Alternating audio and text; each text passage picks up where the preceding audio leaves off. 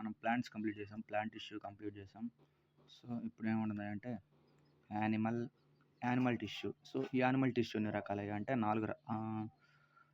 4 రకాలు.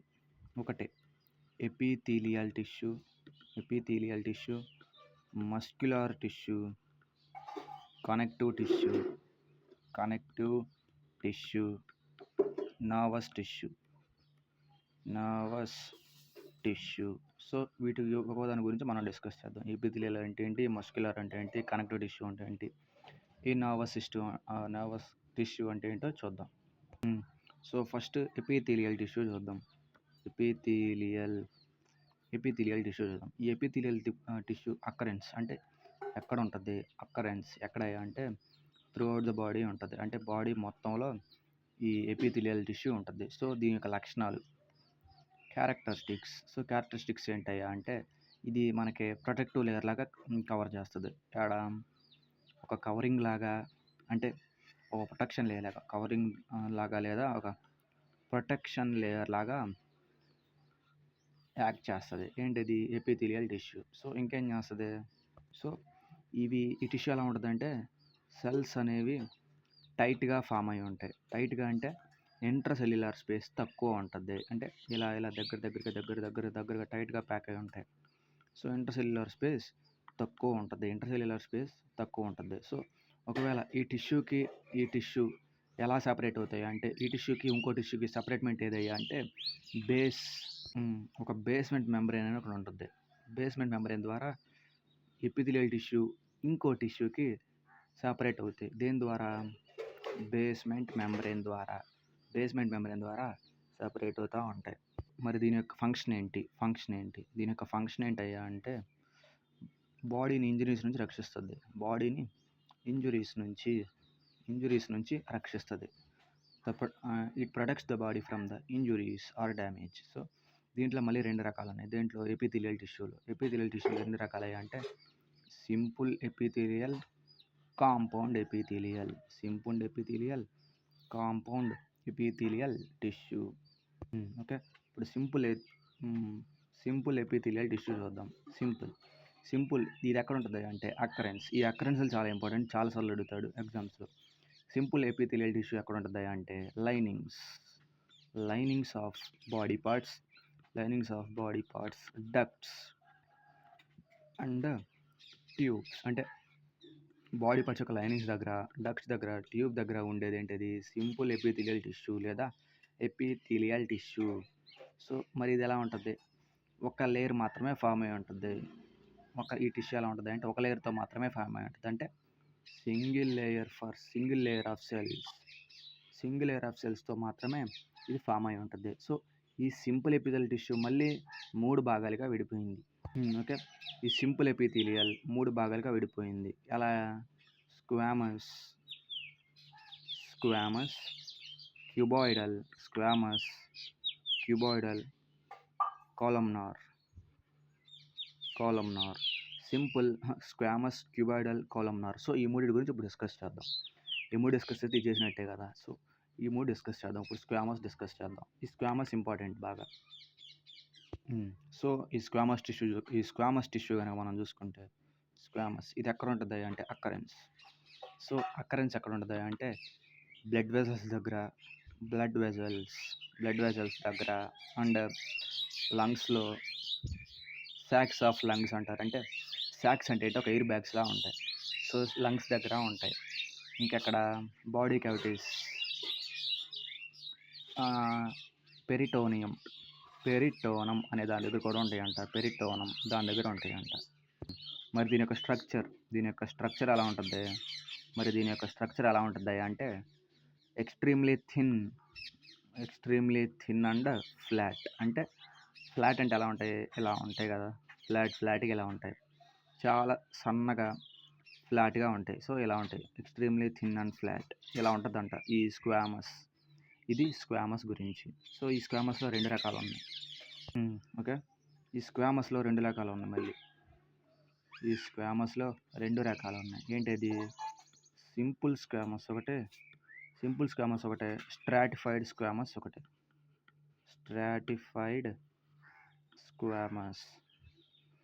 Simple squamous ఒకటి, stratified squamous ఒకటి చూద్దాం.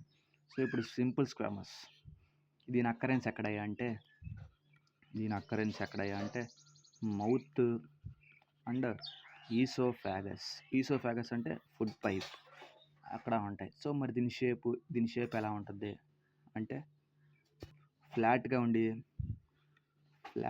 ఉండి ఇర్రెగ్యులర్ బౌండరీస్తో ఉంటాయి. ఫ్లాట్గా ఉండి ఇర్రెగ్యులర్గా ఉంటాయి. సో అది సింపుల్ స్క్వామస్. సో ఇప్పుడు స్ట్రాటిఫైడ్ స్క్వామస్ చూద్దాం. స్ట్రాటిఫైడ్ స్క్వామస్ సో ఈ స్ట్రాటిఫైడ్ స్క్వామస్ ఎక్కడ ఉంటుంది అక్కరెన్స్ స్కిన్ మీద ఉంటుంది. సో మరి దీని యొక్క స్ట్రక్చర్ కానీ దీని యొక్క క్యారెక్టరిస్టిక్స్ ఏంటి అంటే సెల్స్ అనేవి లేయర్స్గా అరేంజ్ అయి ఉంటాయి. అంటే రెగ్యులర్గా అరేంజ్ అయి ఉంటాయి. సెల్స్ అనేవి రెగ్యులర్గా అరేంజ్ అయి ఉంటాయి. సో ఇవి మన బాడీ దెబ్బలు తగలకుండా అంటే బాడీ చినిగిపోకుండా ఆపుతాయి. చినిగిపోవడం అంటే ఏంటి, సపోజ్ ఏదైనా గీసుకుందనుకో మనకి జస్ట్ ఇలా చార మాత్రమే పడుద్ది, మొత్తం కండ కోసుకోపోదు కదా. సో అలా కోసుకుపోకుండా ఉండడానికి కారణం ఈ స్ట్రాటిఫైడ్ స్క్వామస్. సో అది ఈ స్క్వామస్ గురించి. ఇప్పుడు క్యూబాయిడల్ ఎపిథీలియంకి వెళ్దాం. ఓకే, ఇప్పుడు క్యూబాయిడల్ ఇప్పుడు ఈ క్యూబాయిడల్ ఎపిథీలియం చూద్దాం.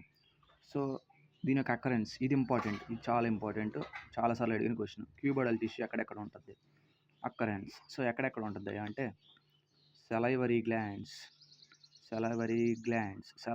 నుంచి రిలీజ్ అయ్యే ఎంజైమ్ ఏంటది salivary amylase. So salivary glands దగ్గర స్వెట్ గ్లాండ్స్ దగ్గర థైరాయిడ్ గ్లాండ్స్ దగ్గర లైనింగ్ ఆఫ్ కిడ్నీస్, ఇది ఇంపార్టెంట్. లైనింగ్ ఆఫ్ కిడ్నీస్ అంటే కిడ్నీస్ పైన ఉంటాయి లేదా కిడ్నీస్ ట్యూబ్స్ దగ్గర ఉంటాయి. ఈ క్వశ్చన్ చాలాసార్లు అడిగాడు. లైనింగ్ ఆఫ్ కిడ్నీస్ దగ్గర ఉండే టిష్యూ ఏంటిది క్యూబాయిడల్. Cuboidal tissue. మరి దీని యొక్క స్ట్రక్చర్ ఎలా ఉంటుంది అంటే పేరులోనే ఉంది. క్యూబాయిడ్ అంటే క్యూబ్ లాగా ఉంటాయి అంటే ఇలా ఉంటాయి, ఇలా పెట్లుగా ఇలా ఉంటాయి, క్యూబ్ లాగా ఉంటుంది దీని స్ట్రక్చర్. ఓకే, సో నెక్స్ట్ది క్యూబాయిడల్ అయిపోయింది. క్యూబాయిడల్ తర్వాత ఏంటిది కాలమ్నార్. ఇప్పుడు కాలమ్నార్ ఈ టిష్యూ అక్కరెన్సెస్ చాలా ఇంపార్టెంట్. ఈ కాలమ్నార్ టిష్యూ కూడా చాలా ఇంపార్టెంట్. కాలమ్నార్ ఎపిథీలియల్ టిష్యూ ఎక్కడ ఉండిద్ది అంటే అక్కరెన్స్ ఎక్కడ ఉంది అంటే లైనింగ్స్ ఆఫ్ ఇంటెస్టైన్. అదే లైనింగ్స్ ఆఫ్ కిడ్నీ ట్యూబ్యూల్స్ అయితే cuboidal tissue. Linings of intestine stomach నుంచి రిలీజ్ అయ్యే యాసిడ్ ఏంటిది హైడ్రోక్లోరిక్ యాసిడ్. దాని pH వాల్యూ ఎంత 2.1. దాని లోపల రిలీజ్ అయ్యే ఎంజైమ్ పెప్సిన్ దాని లోపల రిలీజ్ అయ్యే ఎంజైమ్. సో ఈ స్టమక్. దీని తర్వాత ఎక్కడ అంటే గాల్ బ్లాడర్ దగ్గర ఈ కాలమ్నార్ టిష్యూ అనేది ఉంటుంది. మరి దీని యొక్క స్ట్రక్చర్ ఎలా ఉంటుంది అంటే పిల్లర్ లైక్ స్ట్రక్చర్స్.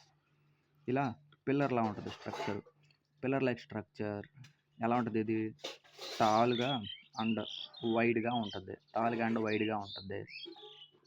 దీని యొక్క న్యూక్లియస్ ఎలా ఉంటుంది అంటే బేస్ దగ్గర ఉంటుంది. సెల్కి న్యూక్లియస్ ఎక్కడ ఉంటుంది యాక్చువల్లీ మధ్యలో ఉంటుంది, కానీ దీని యొక్క న్యూక్లియస్ ఎక్కడ ఉంటుంది దీని యొక్క బేస్లో ఉంటుంది. మిగతా రెండింటికి మధ్యలోనే ఉంటుంది, కానీ దీనికి మాత్రం న్యూక్లియస్ దీని యొక్క బేస్లో ఉంటుంది. సో అది కాలమ్నార్ టిష్యూ ఉంటుంది. సో ఇప్పుడు ciliated epithelial tissue. So ciliated epithelial tissue ఎక్కడ ఉంటుంది అంటే respiratory tract and urinary tubules అంటే యూరేటర్స్ ఉంటాయి కదా, యూరేటర్స్ దగ్గర ఇది ఉంటుంది. ఏంటిది సీలియేటెడ్ ఎపిథీలియల్ టిష్యూ. సరే దీని యొక్క స్ట్రక్చర్ ఎలా ఉంటుంది అంటే క్యూబాయిడల్. దీని యొక్క స్ట్రక్చర్ క్యూబాయిడల్ లేదా కాలమ్నార్ స్ట్రక్చర్లో ఉంటుంది. క్యూబాయిడల్ అంటే ఏంది క్యూబ్ షేప్లో ఉంటాయి. కాలమ్నార్ అంటే ఎలా ఉంటాయి టాల్గా వైడ్గా ఉంటాయి. కానీ దీని యొక్క స్పెషాలిటీ ఏదంటే హెయిర్ లైక్ స్ట్రక్చర్స్ ఉంటాయి. వాటి మీద హెయిర్ లైక్ స్ట్రక్చర్స్ ఉంటాయి. ఉంటాయి. సో దాన్ని ఏమంటామంటే మనం సీలియా అంటాం. సీలియా. దాన్ని మనం సీలియా అంటాం. మరి దీని యొక్క ఫంక్షన్స్ ఏంటిది? దీని యొక్క ఫంక్షన్ ఏంటి అంటే moment of mucus. Moment of mucus. Moment of mucus. Mucus ఎక్కడ ఉంటుంది? స్టొమాక్ లోపల. సో ఈ ఇంకోటి ఏమైనా ఉందంటే ఉంది యూరిన్. మూమెంట్ ఆఫ్ యూరిన్ కూడా ఈ ఎపిథీలియల్ కంట్రోల్, ఇది సీలేటెడ్ ఎపిథీలియల్ దగ్గర మాత్రమే ఉంటుంది. Okay, next. సో ఇప్పుడు ఫస్ట్ టిష్యూ అయిపోయింది. నెక్స్ట్ టిష్యూ ఏంటది? Muscular tissue. Muscular tissue. So muscular అంటే ఏంటిది? మజిల్. స్టడీ ఆఫ్ మజిల్ ఏంటిది? Mycology. Study of muscle mycology. I thought better you guys search in Google. So mycology. Tissue అంటే ఏంటిది? Group of cells that perform A same function. Okay, ఇప్పుడు దీని structure చూద్దాం. Muscular tissue structure ఏంటి అంటే దీనికి muscle cells ఉంటాయి లేదా మజిల్ ఫైబర్స్ ఉంటాయి. మజిల్ సెల్స్ ఉంటాయి లేదా మజిల్ ఫైబర్ ఉంటుంది. దాని తర్వాత మజిల్ సెల్ ఫైబర్స్. ఈ మజిల్ సెల్ ఫైబర్స్ అనేవి ఇలాంగేటెడ్ అయి ఉంటాయి. ఇలాంగేటెడ్ అంటే ఏంది అంటే ఇలాంగేటెడ్ అంటే పొడవుగా ఉంటాయి. ఇలాంగేటెడ్ అంటే పొడవుగా ఉంటాయి లేదా మళ్ళీ లార్జ్ సైజులో ఉంటాయి. లార్జ్ సైజులో ఉంటాయి. సో మజిల్ ఫైబర్స్ అని చెప్పుకున్నాం కదా. ఈ మజిల్ ఫైబర్స్లో ఏముంటాయి అంటే కాంట్రాక్టైల్ అంటే ఒక ప్రోటీన్ ఉంటుంది. అది దేనికి ఉపయోగం అంటే బాడీ యొక్క మూమెంట్కి ఉపయోగం. కాంట్రాక్టైల్ ప్రోటీన్ ఉంటుంది. అది దేనికి ఉపయోగం? మూమెంట్ ఆఫ్ బాడీకి ఉపయోగం. ఎక్కడ ఉంటుంది ఇది? మజిల్ ఫైబర్లో ఉంటుంది. ఈ మజిల్ అంటే ఈ 3 భాగాలుగా డివైడ్ అయింది. ఒకటే skeletal muscle, smooth muscle, cardiac muscle. Skeletal muscle, smooth muscle, cardiac muscle. Okay, first skeletal muscle చూద్దాం. సో ఈ స్కెల్టల్ మజిల్ ఎక్కడ ఉంటుంది అంటే దీనికి అక్కరెన్స్ ఎక్కడ అంటే స్కెల్టల్ పార్ట్ అంటే ఎముకలు అయితే ఎక్కడ ఉన్నాయో అది మొత్తం ఉంటుంది. Skeletal part of body. Okay, skeletal part of body మొత్తం ఉంటుంది. సో మరి దీని యొక్క క్యారెక్టరిస్టిక్స్. సో దీని యొక్క క్యారెక్టరిస్టిక్స్ ఏంటి అంటే లక్షణాలు ఏంటి? దీని యొక్క లక్షణాలు ఏంటి అంటే దీంట్లో ఉండే మజిల్ ఫైబర్స్ అంటే మజిల్స్ లేదా మజిల్ సెల్స్ లేదా మజిల్ ఫైబర్స్ ఎలా ఉంటాయి అంటే ఇలాంగేటెడ్ అంటే పొడవుగా ఉంటాయి. అన్బ్రాంచ్డ్ అంటే ఇలా ముక్కలుగా విడిపోయి ఉండవు లేదా ఇలా ఒకటి ఇలా ఉంటే ఒకటి ఎలా ఉండవు, ఒకటి ఎలా ఉంటే ఎలా ఉండవు, ఒకటి ఎలా ఉంటే ఎలా ఉండవు. సో అలా ఉండవు, అన్నీ సేమ్ స్ట్రైట్ లైన్లో ఉంటాయి. ఎలా ఉంటే లేదా అలా అన్నీ కలిసి ఉంటాయి. దాన్ని మనం అన్బ్రాంచ్డ్ అంటాం. బ్రాంచ్డ్ అంటే మరి ఇలా ఉంటాయి అంటే చెట్టు కొమ్మలు ఎలా ఉంటాయి, కొన్ని ఎలా ఉంటాయి, మళ్ళీ ఎక్కడి నుంచి ఇలా వస్తాయి. సో అలా వస్తాయి. సో ఇది అన్బ్రాంచ్డ్. ఏంటిది? ఫస్ట్ ఇది స్కెల్టల్ మజిల్ అన్బ్రాంచ్డ్. సో ఏ షేప్లో ఉంటాయి అంటే సిలిండ్రికల్ షేప్లో ఉంటాయి. సో ఇవి ఫాస్ట్గా ఉంటాయి. They are fast in nature. చాలా క్విక్ ఉంటాయి. దాని తర్వాత ఇవి వాలంటరీ మజిల్స్. వాలంటరీ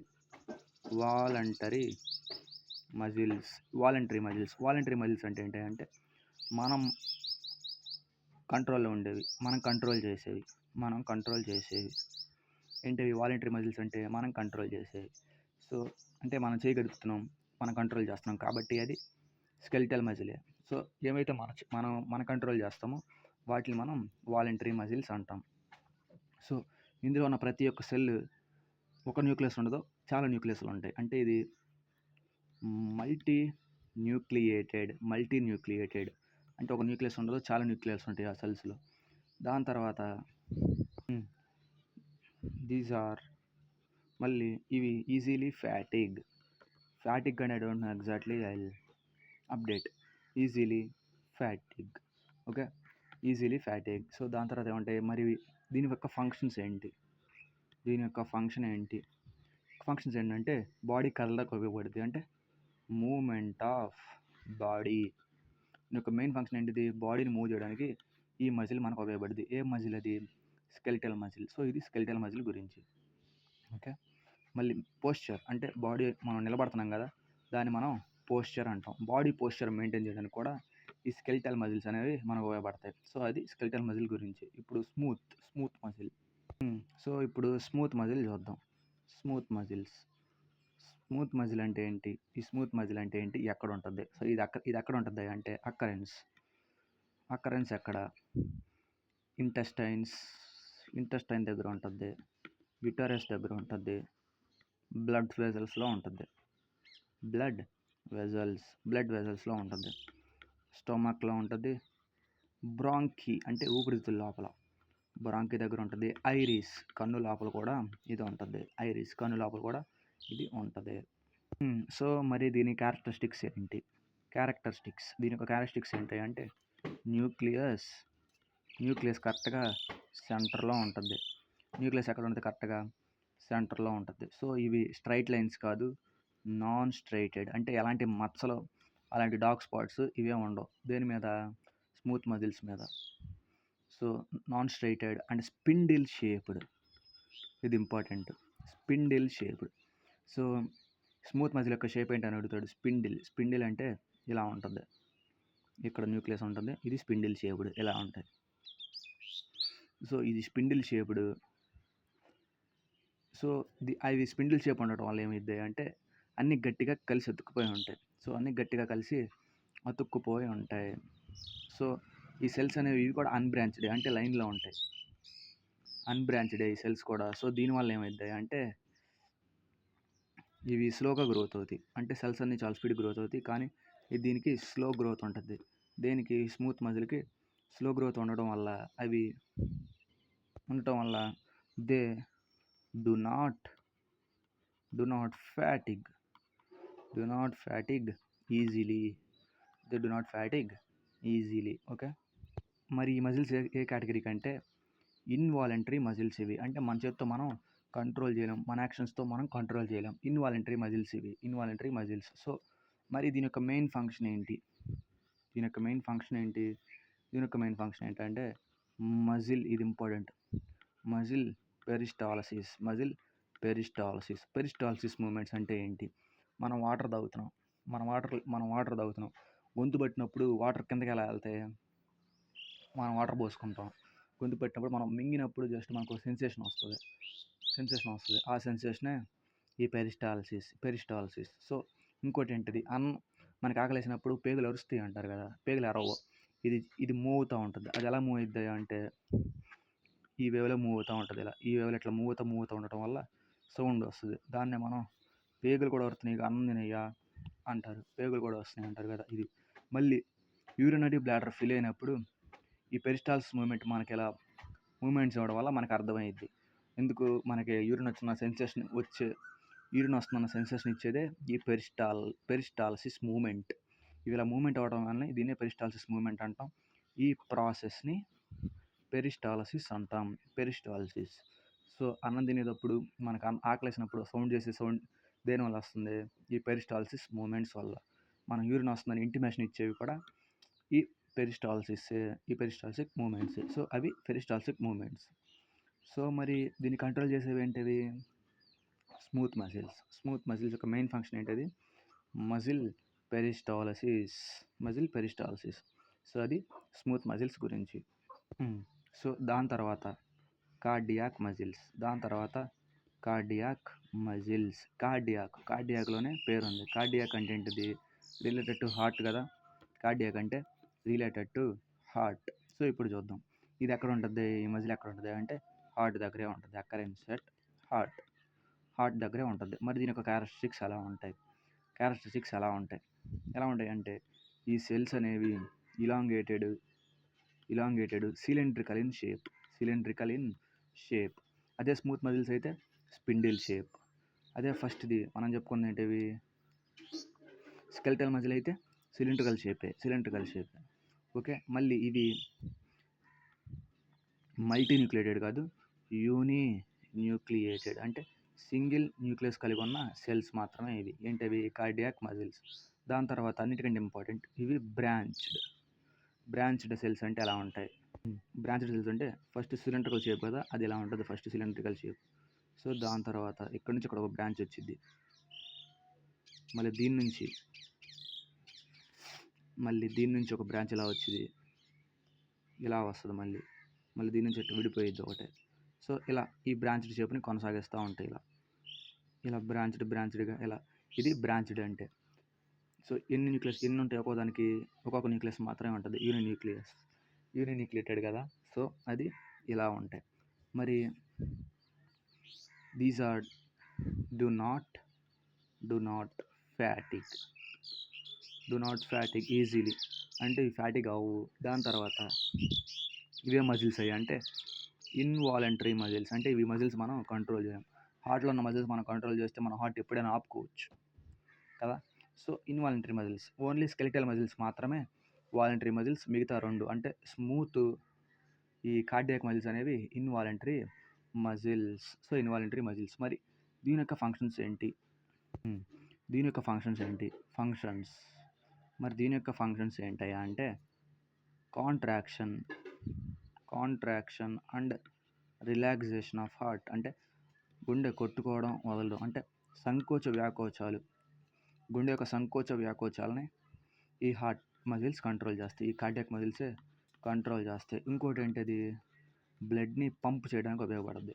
బ్లడ్ని హార్ట్ నుంచి బాడీ పార్ట్స్కి పంపించడానికి ప్రెషర్ రిలీజ్ చేస్తుంది కదా, ఈ మజిలే రిలీజ్ చేస్తుంది. ఏం మజిల్ పేరు? ఈ మజిల్ పేరు cardiac muscles. Study of heart cardiology. So ఇది మస్క్యులర్ టిష్యూ గురించి. ఇప్పుడు కనెక్టివ్ టిష్యూ చెప్పుకుందాం. ఇప్పుడు కనెక్టివ్ టిష్యూ అంటే చూద్దాం. Connective tissue. సో ఈ కనెక్టివ్ టిష్యూ కనెక్టివ్ టిష్యూ అంటే ఏంటిది? కనెక్షన్ అంటే ఏంటిది? కలవడం, అంటే ఒక పార్ట్ నుంచి ఇంకో పార్ట్ని కలవడాన్ని మనం కనెక్షన్ అంటాం. సో ఈ కనెక్టివ్ టిష్యూ మన బాడీలో ఎక్కడుంది? అక్కరెన్స్ ఎక్కడున్నాయి అంటే టెండాన్ అంటే muscle to bone connection, cartilage muscle to muscle connection, and adipose tissue and adipose tissue దగ్గర ఉంది, అండ్ లిగమెంట్స్ దగ్గర ఉంది. సో ఇవన్నీ ఇప్పుడు డీప్గా డిస్కస్ చేద్దాం. సో ఇప్పుడు దీని యొక్క క్యారెక్టరిస్టిక్స్. సో ఈ క్యారెక్టరిస్టిక్స్ ఏంటి, దీని యొక్క క్యారెక్టరిస్టిక్స్ ఏంటో డిస్కస్ చేద్దాం. క్యారెక్టరిస్టిక్స్ అంటే ఏంటి? లక్షణాలు. సో దీని యొక్క లక్షణాలు ఎలా ఉన్నాయి అంటే it connects various body parts, అంటే బాడీ పార్ట్స్ నుంచి, ఒక బాడీ పార్ట్స్ నుంచి ఇంకో బాడీ పార్ట్స్ని కలిపేదే ఈ కనెక్టివ్ టిష్యూ. సో ఇప్పుడు మరి దీని సెల్స్ ఎలా ఉంటాయి? సో ఈ సెల్స్ అనేవి ఎక్కడ ఉంటాయి అంటే ఇంట్రాసెల్యులర్ మ్యాట్రిక్స్. ఇంట్రా అంటే ఏంటంటే సెల్, ఇంట్రా అంటే లోపల, ఇంటర్ అంటే మధ్య, ఈ రెండింటికి మధ్య ఇంటర్సెల్యులర్ స్పేస్ అంటే ఇది. ఇంట్రాసెల్యులర్ అంటే సెల్ లోపల. సో ఈ సెల్స్ ఎక్కడ వర్క్ చేస్తాయి అంటే ఈ సెల్స్ ఎక్కడ ఉంటాయి అంటే ఇంట్రాసెల్యులర్ మ్యాట్రిక్స్, అంటే సెల్ లోపల ఉండే మ్యాట్రిక్స్ అనే పదార్థంలో, అంటే సెల్ లోపల ఉండే మ్యాట్రిక్స్లో ఇవి ఉంటాయి. సో మరి ఈ మ్యాట్రిక్స్ అనేది ఎలా ఉంటుంది? కొన్నిసార్లు జెల్లీలా ఉంటుంది, అంటే జిగటగా ఉంటుంది. కొన్నిసార్లు బ్లడ్ రూపంలో ఉండొచ్చు, అంటే ఫ్లూయిడ్ రూపంలో ఉండొచ్చు. అండ్ కొన్నిసార్లు స్ట్రాంగ్గా ఉండొచ్చు, అంటే రిజిడ్గా ఉండొచ్చు. రిజిడ్ అంటే ఏంటిది? మన బాడీలో గట్టిగా ఉండేది ఏంటిది? బోన్స్, అంటే అది జెల్లీలా ఉండొచ్చు. జెల్లీ అంటే ఏంటిది? కార్టిలేజ్. సో అది కార్టిలేజ్లా ఉండొచ్చు. ఏంటిది? ఇంట్రాసెల్యులర్ మ్యాట్రిక్స్ అనేది ఒక జెల్లీలా ఉండొచ్చు, ఒక లిక్విడ్ అంటే ఫ్లూయిడ్లా ఉండొచ్చు, అంటే బ్లడ్లా ఉండొచ్చు, ఇంకా రిజిడ్గా ఉండొచ్చు. రిజిడ్ అంటే ఏంటిది? బోన్స్. అలా బోన్స్ దగ్గర కూడా ఇది ఉండొచ్చు. సో మరి ఇది ఎలా పనిచేస్తుంది అంటే ఒక సపోర్టింగ్ మెటీరియల్లా పనిచేస్తుంది, అంటే ఒక బాడీకి ఒక సపోర్ట్ లాగా ఉండటానికి ఇది పనిచేస్తూ ఉంటుంది. సో మరి ఇదేంటిది? సపోజ్ ఎవడన్నా మనిషి ఆడుకుంటా కింద పడిపోయాడు, గబక్కన చేరిగిపోవాలి కదా. అంటే ఒకవేళ ఈ కనెక్టివ్ టిష్యూ కనుక లేకపోతే పడంగానే గబక్కన చేరిగిపోద్ది. సో ఈ కనెక్టివ్ టిష్యూ ఉండడం వల్ల బాడీ ఇంజురీస్ నుంచి డిస్ప్లేస్ అవ్వడం నుంచి, అంటే బోన్ డిస్ప్లేస్ అంటారు కదా. సపోజ్ బోన్ నిన్న వచ్చి ఆడుకునేటప్పుడు బోన్ డిస్ప్లేస్ వచ్చి జారిపోద్ది, బెంకు జారిపోయి ఎంత ఎట్లా అయిపోద్ది, అంటే ఎంత ఉన్నది ఎంత ఎట్లా అయిపోద్ది. లేదా ఎందుకు ఇక్కడ కనెక్షన్ ఉంటుంది, దెబ్బ తగిలితే ఇది విడిపోద్ది కదా, కాబట్టి ఎలాంగేట్ అయ్యిద్ది. సో ఇదేం చేస్తుంది అంటే అలాంటి ఇంజురీస్ అవ్వకుండా ప్రివెంట్ చేసి బాడీని సపోర్ట్ చేస్తుంది. సో ఈ కనెక్టివ్ టిష్యూ అనేది ఎన్ని రకాలుగా డివైడ్ అయ్యిందంటే 2 రకాలుగా డివైడ్ అయ్యింది. సో అవి చూద్దాం. ఈ కనెక్టివ్ టిష్యూ అలా 2 రకాలుగా డివైడ్ అయ్యిందని చెప్పుకున్నాం కదా. ఫస్ట్‌ది ఏందయ్యా అంటే areolar connective tissue. Areolar connective tissue. రెండోది adipose connective tissue. So first areolar చూద్దాం. ఏవి డివైడ్ అయినాయి? కనెక్టివ్ టిష్యూ ఏరోలార్గా డివైడ్ అయింది, అడిపోజ్గా డివైడ్ అయింది. సో ఏరోలార్ టిష్యూ చూద్దాం ఇప్పుడు. ఏరోలార్ టిష్యూ యొక్క క్యారెక్టరిస్టిక్స్ అంటే లక్షణాలు. ఏరోలార్ టిష్యూ యొక్క లక్షణాలు ఏంటయ్యా అంటే ఇది ఒక లూజ్ కనెక్టివ్ టిష్యూ, అంటే స్ట్రాంగ్ ఉండదు, ఒక లూజ్ కనెక్టివ్ టిష్యూ. ఇదేం చేస్తుంది అంటే బాడీకి ఒక ప్రొటెక్షన్ లేయర్ లాగా, మళ్ళీ బాడీకి సపోర్ట్ ఇవ్వడం లాంటి పనులు చేస్తుంది. బాడీకి ప్రొటెక్షన్ ఇస్తుంది, బాడీకి సపోర్ట్ ఇస్తుంది. ఏంటిది అది? ఏరోలార్ కనెక్టివ్ టిష్యూ. సో మరి ఇది ఇంట్రాసెల్యులర్ మ్యాట్రిక్స్ ద్వారా తయారైద్దని చెప్పుకున్నాం. ఏంటిది? దీంట్లో ఉన్న సెల్స్ అనేవి ఇంట్రాసెల్యులర్ మ్యాట్రిక్స్ ద్వారా ఉంటాయి అని దేంట్లో చెప్పుకున్నాం? కనెక్టివ్ టిష్యూలో చెప్పుకున్నాం. సో మరి ఇక్కడ ఏముంటుంది అంటే సాలిడ్గా ఉంటుందా, జెల్లీలా ఉంటుందా, రిజిడ్గా స్ట్రాంగ్గా బోన్లా ఉంటుందా అంటే ఇక్కడ ఫ్లూయిడ్లా ఉంటుంది. Intracellular matrix. సెల్స్ అనేవి లూజ్గా ప్యాక్ అయి ఉంటాయి. ప్యాక్ అవ్వడం అంటే ఇలా ఉండడం. సో పక్కన కానీ ఒక సేమ్ షేప్లో కానీ అలా ఉండడం. సో సెల్స్ అనేవి ఇక్కడ లూజ్గా ప్యాక్ అయి ఉంటాయి. సో అప్పుడేమైద్ది? ఇక్కడ ఏం ఫామ్ అవుద్ది అంటే ఒక ఫ్లూయిడ్ ఫామ్ అయిపోద్ది. అంటే ఎలా? 3 విధాలుగా ఉంటుందని చెప్పుకున్నాం. ఇంట్రాసెల్యులర్ మ్యాట్రిక్స్ ఎలా ఉంటుంది? ఒక జెల్లీలా ఉంటుంది, ఒక ఫ్లూయిడ్లా ఉంటుంది, ఒక రిజిడ్ బాడీలా ఉంటుంది. ఇక్కడ ఏమైద్ది అంటే ఒక ఫ్లూయిడ్లా ఫామ్ అయిపోద్ది, ఒక ఫ్లూయిడ్లా ఉంటుంది ఇక్కడ ఇంట్రాసెల్యులర్ మ్యాట్రిక్స్. దాన్నే ఇక్కడ సెమీ ఫ్లూయిడ్ మ్యాట్రిక్స్ అంటాం. ఓకే, దాన్ని ఇక్కడ సెమీ ఫ్లూయిడ్ మ్యాట్రిక్స్. సో ఈ సెమీ ఫ్లూయిడ్ మ్యాట్రిక్స్ బాగానే ఉంది. మరి దీనివల్ల ఉపయోగాలు ఏంటంటే బాడీ ఫ్లెక్సిబుల్గా ఉంటుంది, అడాప్టబుల్ అంటే ఎటు కావాలంటే దాన్ని తెలుగులో ఏమంటాము అంటే అలవాటు పడడం. అంటే సపోజ్ ఒక మనిషి ఉన్నాడు, ఎండలో ఒకరోజు పని చేస్తాడు, అలసటగా ఫీల్ అవుతాడు. అదే కంటిన్యూస్గా చేసాడు అనుకో, దాన్ని ఎండకి తను అడాప్ట్ అయినట్టు అలవాటు పడడం. సో అలా ఈ సెమీ ఫ్లూయిడ్ మ్యాట్రిక్స్ అనే దానివల్ల ఉపయోగం ఏంటిది అంటే బాడీ ఫ్లెక్సిబుల్గా ఉంటుంది, ఏ కండిషన్కైనా అడాప్ట్ అయిపోద్ది. ఈ ఏరోలార్ టిష్యూ రెండుగా డివైడ్ అయింది. మళ్ళీ ఏంటిది అది? Loose connective tissue and dense connective tissue. Okay, loose connective tissue, ఈ డెన్స్ కనెక్టివ్ టిష్యూ ఇలా తయారైంది. సో ఇప్పుడేంటి, ఇంకా ఫస్ట్ లూజ్ కనెక్టివ్ టిష్యూ గురించి డిస్కస్ చేద్దాం. ఈ లూజ్ కనెక్టివ్ టిష్యూ అంటే ఏంటి? లూజ్ కనెక్టివ్ టిష్యూ ఎక్కడ ఉంటుంది అంటే స్కిన్కి మజిల్కి మధ్యలో ఉంటుంది. ఏంటది? ఈ లూజ్ కనెక్టివ్ టిష్యూ స్కిన్కి మజిల్కి మధ్యలో ఉంటుంది. దాని తర్వాత ఆర్గన్స్ మధ్యలో ఉంటుంది. సపోజ్ ఇది హ్యాండ్, ఇది భుజం అనుకున్నాం అనుకో, ఇంగ్లీష్లో చెప్పాలంటే హ్యూమరస్, ఇదేమో రేడియస్ అల్నా అనుకున్నాం. అంటే ఇది చెయ్యి, ఇది భుజం, ఇది మోచెయ్యి. సో ఈ రెండింటి మధ్యలో ఉంటుంది కదా, ఇది లూజ్గా ప్యాక్ అయి ఉంటుంది. లూజ్గా ప్యాక్ అయ్యడం వల్ల మనం ఏం చేస్తున్నాం? ఫ్లెక్సిబుల్గా ఉంటుంది కదా, దాన్నే మనం ఏమంటాం? ఏరోలార్ టిష్యూ అంటామని చెప్పుకున్నాం. సో ఇలా లూజ్గా ప్యాక్ అయ్యే ఏరియాలో ఇది ఉంటుంది. ఏంటిది? Loose connective tissue. సో మరి దీని యొక్క స్ట్రక్చర్ ఎలా ఉంటుంది అంటే లూజ్గా ఉండి జెల్ లైక్ మ్యాట్రిక్స్ ఉంటుంది. జెల్ లైక్ మ్యాట్రిక్స్ అంటే ఏం చెప్పుకున్నాం? కార్టిలేజ్ అని చెప్పుకున్నాం. అంటే ఈ బోన్కి మధ్యలో మనకు ఉండేది ఏంటిది? కార్టిలేజ్. సో చికెన్ పీస్ కనుక మనం తీసుకుంటే ఇది మొత్తం లెగ్ పీస్ ఉంటే ఇక్కడ జస్ట్ ఎముక పైన ఒక జెల్లీలా ఉంటుంది. దాన్ని కొరడానికి చాలా కష్టపడతాం. సో అది కార్టిలేజ్. అది ఈ జెల్లీ లైక్ స్ట్రక్చరే ఆ జెల్లీ లైక్ స్ట్రక్చర్ అదే. సో మరి డెన్స్ కనెక్టివ్, అది ఫస్ట్ అది లూజు. ఇప్పుడు మరి డెన్స్ కనెక్టివ్ టిష్యూ అంటే ఏంటి? సో ఇక్కడే ఉంటుంది అంటే ఫైబర్స్ కంటెంట్ ఎక్కువ ఉంటుంది. ఏదైతే ఉంటుందో దాన్ని మనం డెన్స్ కనెక్టివ్ టిష్యూ అంటాం. సరే ఇక్కడే ఉంటుంది అంటే కొల్లాజన్ అనే ఒక సబ్స్టెన్స్ ఉంటుంది. అదే పైన ఏముంది? కార్టిలేజ్ అనేది ఉంది కదా. లూజ్ దాంట్లోనేమో కార్టిలేజ్ ఉంది, డెన్స్ దాంట్లోనేమో కొల్లాజన్ అనే ఒక పదార్థం ఉంది. దానివల్ల టిష్యూ అలా అంత గట్టిగా ఉందని చెప్పుకున్నాం. సో మరి అవేంటయ్యా అంటే మనకు తెలిసినవి ఇంకా టెండాన్. డెన్స్ కనెక్టివ్ టిష్యూలో ఈ పార్ట్స్ ఏంటివి? టెండాన్ అంటే ఏంటిది? బోన్కి మజిల్ని కలిపేది, బోన్ని మజిల్ని కలిపేది. సో ఇదేంటిది, బోన్ని మజిల్ కలపడం వల్ల ఇక్కడ స్ట్రెంత్ ఎక్కువ ఉంటుంది. స్ట్రెంత్ ఎక్కువ ఉండి ఫ్లెక్సిబిలిటీ తక్కువ ఉంటుంది. స్ట్రెంత్ ఎక్కువ ఉండి ఫ్లెక్సిబిలిటీ చాలా తక్కువ ఉంటుంది. ఎగ్జాంపుల్ మన మోకాలు. సో మన మోకాల్లో స్ట్రెంత్ చాలా ఎక్కువ ఉంటుంది, కానీ ఫ్లెక్సిబిలిటీ అంటే అది ఓన్లీ ఒకవైపు మాత్రమే మూవ్ అయ్యిద్ది. సో దాన్ని సాగదీయలేం, ఏం చేయలేం కదా.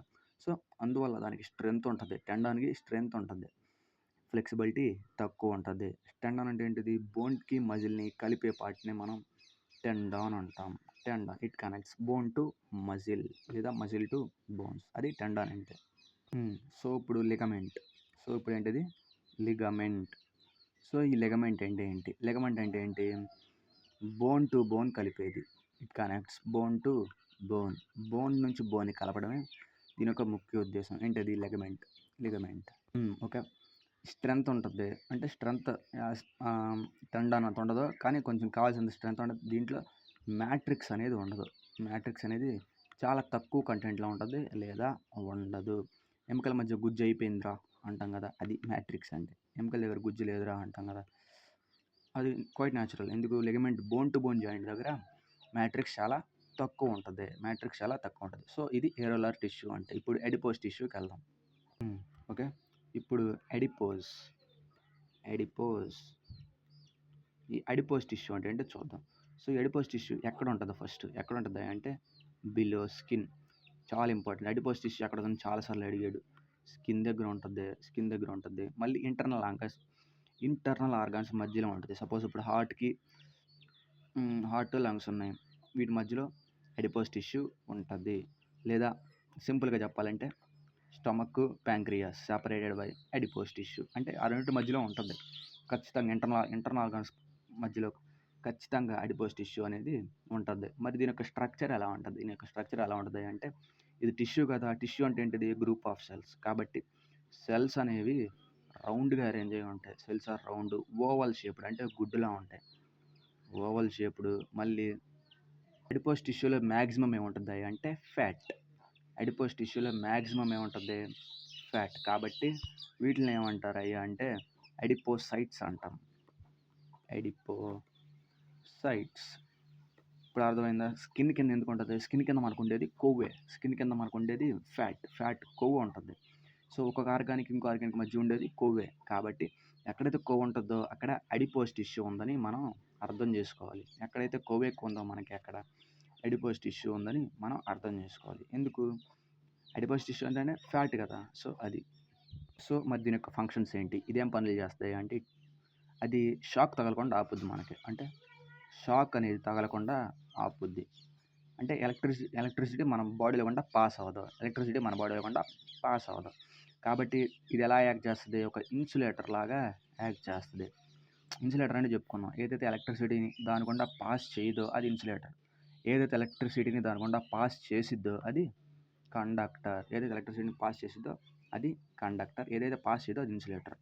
ఓకే, దీని యొక్క మెయిన్ ఫంక్షన్స్ ఏంటివి, అడిపోస్ టిష్యూ అక్కడే షాక్ మనం గురి కాకుండా చేస్తుంది, అది ఇన్సులేటర్లా పనిచేస్తుంది. ఎగ్జాంపుల్, ఒంటె ఒక మూపురం అంటే హంప్ ఆఫ్ క్యామిల్. అక్కడ ఒంటె ఎలా ఉంటుంది, నార్మల్గా ఇలా ఉండి, అంటే సపోజ్ ఇలా ఉందనుకో ఒంటె, ఇక్కడ ఒక ఎత్తుగా ఉంటుంది కదా, ఇక్కడ ఎత్తుకుండి మళ్ళీ మెడ ఇలా వచ్చేస్తుంది. సో ఇది మొత్తం దేంతో తయారైంది అంటే అడిపోస్ టిష్యూ. అడిపోస్ టిష్యూ అంటే అక్కడే ఉంటుందని చెప్పుకున్నాం, కొవ్వు. సో ఈ కొవ్వు ఏం చేస్తుంది అంటే దానికి ఒక ఫుడ్ రిసోర్స్లో ఉపయోగపడుతుంది. ఆహారం తినలేనప్పుడు ఈ కొవ్వే డైజెస్ట్ అయ్యి దానికి ఫుడ్ అవుతూ ఉంటుంది. సో ఇది దేనికి ఎగ్జాంపుల్, అడిపోస్ టిష్యూకి ఎగ్జాంపుల్. అడిపోస్ టిష్యూ ఏం చేస్తుందని చెప్పుకున్నాం, షాక్ తగలకుండా ఆపిద్ది, ఇన్సులేటర్గా అది వర్క్ అవుతూ ఉంటుంది. ఎగ్జాంపుల్ ఏంటది, hump, hump of Camel. So ఇప్పుడు స్కెలిటల్ కనెక్టివ్ టిష్యూ చూద్దాం. సో ఈ స్కెలిటల్ కనెక్టివ్ టిష్యూ అంటే ఏంటంటే, ఈ స్కెలిటల్ కనెక్టివ్ టిష్యూలో మనకు రెండే. ఒకటే కార్టిలేజ్, 2 బోన్స్. ఒకటి కార్టిలేజ్, 2 బోన్స్. ఈ కార్టిలేజ్ అనేది ఎక్కడ ఉంది మనిషికి, పెన్న అంటే ఏం చెప్పుకున్నాం, ఇయర్. మనకి బయటకు కనపడే చెవిని మనం పెన్న అంటాం. ఇంకెక్కడ ఉందని చెప్పుకున్నాం, నోస్ టిప్. సో ఇంకెక్కడ ఉంటుంది, ట్రాకియా అంటే వాయుగొట్టం, మనం గాలి తీసుకుంటున్నాం కదా అది. 2 లారింగ్స్ అండ్ బోన్ సర్ఫేసెస్ మీద ఇది ఉంటుంది. బోన్స్ యొక్క సర్ఫేసెస్ మీద ఈ కార్టిలేజ్ అని ఉంటుంది. Main pinna, nose tip, trachea very very important. ఆ 3 అడుగుతాడు, కార్టిలేజ్ ఎక్కడ ఉందని. సో మరి దీని యొక్క క్యారెక్టరిస్టిక్స్ ఏంటి? కార్టిలేజ్ యొక్క క్యారెక్టరిస్టిక్స్. సో ఈ కార్టిలేజ్ యొక్క క్యారెక్టరిస్టిక్స్ అంటే లక్షణాలు ఏంటయ్యా అంటే, ఇది jelly like substance intracellular space కలిగి ఉంటుంది. ఓకే, ఇంట్రాసెల్యులర్ మ్యాట్రిక్స్లో జెల్లీ లైక్ సబ్స్టెన్స్ ఉంటుంది. ఇంట్రామాలిక్యులర్ స్పేస్లో జెల్లీ లైక్ సబ్స్టెన్స్ ఉంటుంది. ఇది ఎక్కడ స్ప్రెడ్ అయి ఉంటుంది అంటే త్రూ అవుట్ ద బాడీలో ఆల్మోస్ట్ అన్ని చోట్ల స్ప్రెడ్ అయి ఉంటుంది. సో ఇదేంటి అంటే ఫ్లెక్సిబుల్. దీనివల్ల ఉపయోగం ఏంటంటే ఫ్లెక్సిబుల్. మరి బాడీకి దీనివల్ల ఉపయోగం ఏంటిది? ఫ్లెక్సిబిలిటీ అంటే మనం చెవు పట్టుకొని లాగేమనుకో చెవు ఫ్లెక్సిబుల్గా వస్తుంది. ఎందుకు? అక్కడ కార్టిలేజ్ ఉందని. మనం ముక్కు టిప్పు పట్టుకుని ఇట్లా ముందుగా కనుక అనుకున్నాం అనుకో, అక్కడేమొస్తుంది, అక్కడ కూడా బాడీ ఫ్లెక్సిబిలిటీ మూవ్ అవుతుంది. అంటే దాన్ని ఏమంటాం, ఫ్రీగా మూవ్ అవుతుంది. ఎటు తిరగాలంటే అటు తిరుగుతుంది, ఎటు వంచాలంటే అటు వంచుతుంది. దాన్నే మనం ఫ్లెక్సిబిలిటీ అంటాం. ఆ ఫ్లెక్సిబిలిటీని కలగజేసే ఆ ఎలిమెంట్ ఏంటి? అది బాడీలో కార్టిలేజ్. సో అది ఈ కార్టిలేజ్ గురించి. అంటే ఇప్పుడు నెక్స్ట్ ఏంటి ఉంది, ఇంకా బోన్స్ గురించి మనం డిస్కస్ చేద్దాం. సో ఇప్పుడు ఏంటిది అంటే బోన్స్. సో ఇప్పుడు బోన్స్ గురించి డిస్కస్ చేద్దాం. ఈ బోన్స్ అనేవి ఏంటి? బోన్స్ ఎలా ఉంటాయి? హార్డ్గా ఉంటాయి అండ్ నాన్ ఫ్లెక్సిబుల్. ఏ బోన్ని మనం ఫ్లెక్సిబుల్గా చేయలేం కాబట్టి బోన్స్ అనేవి హార్డ్గా ఉంటాయి, నాన్ ఫ్లెక్సిబుల్గా ఉంటాయి. సో ఇది దేంతో తయారవుతుంది? ఆల్రెడీ చెప్పుకున్నాం. దేంతో? ఇది కాల్షియం ఫాస్ఫేట్తో ఈ బోన్స్ అనేవి తయారవుతాయి. సింపుల్గా చెప్పాలంటే కాల్షియంతో ఫాస్ఫరస్తో బోన్స్ తయారవుతాయి. దేంతో అంటే ఈ రెండు కలిపితే వచ్చేది కాల్షియం ఫాస్ఫేట్ వస్తుంది. సో బోన్స్ అనేవి వాటితో తయారవుతూ ఉంటాయి. దీని యొక్క మెయిన్ ఫంక్షన్స్ ఏంటి అంటే give structure and shape to the human body. ఇది మనిషికి ఏమిస్తుంది అంటే ఒక స్ట్రక్చర్ ఇస్తుంది, ఒక బాడీకి ఒక షేప్ ఇస్తుంది. ఏంటిది? బోన్స్. ఇంకేం చేస్తుంది అంటే ప్రొటెక్షన్. దేనికి ఇస్తుంది ప్రొటెక్షన్? మనకి ఇంపార్టెంట్ ఆర్గన్స్ ఉన్నాయి. ఏంటిది? స్పైనల్ కార్డ్ ఒకటి ఉంది, హార్ట్ ఉంది, బ్రెయిన్ ఉంది. సో ఇవన్నీ లంగ్స్ ఉన్నాయి. వీటన్నిటికి ముందు బ్రెయిన్ ఉంది. అంటే వీటన్నిటికి ప్రొటెక్షన్గా ఉండటానికి ఏమన్నాయి? మనకి బోన్స్ ఉన్నాయి. కాబట్టి bones are also acted as protective layers. So ఇది బోన్స్ గురించి. ఇంకేముంది? ఫ్లూయిడ్ కనెక్టివ్ టిష్యూ ఉన్నాయి. మన బాడీలో ఉన్న ఫ్లూయిడ్స్ రెండు. అదేంటి అంటే బ్లడ్, లింఫ్. సో ఏమంటే fluid connective tissue. Fluid connective టిష్యూలు ఎన్నో నేను చెప్పుకున్నాను. ఒకటే బ్లడ్ ఉంది, రెండోది లింఫ్. లింఫ్. సో బ్లడ్ గురించి మనం డిస్కస్ చేద్దాం. ఈ బ్లడ్ గురించి మనం డిస్కస్ చేద్దాం. బ్లడ్లో ఏమున్నాయి అంటే లిక్విడ్ పార్ట్ ఉంది, సాలిడ్ పార్ట్ ఉంది. ఈ లిక్విడ్ పార్ట్ ఎంత ఉంది అంటే 55% ఉంది. ఇంకా మరి సాలిడ్ పార్ట్ ఎంత ఉంటుంది? ఇంకా 45% ఉంటుంది. ఈ లిక్విడ్ పార్ట్ అంటే ఏంటి అంటే ప్లాస్మా. ఈ సాలిడ్ పార్ట్ ఏంటది? RBC, WBC and platelets.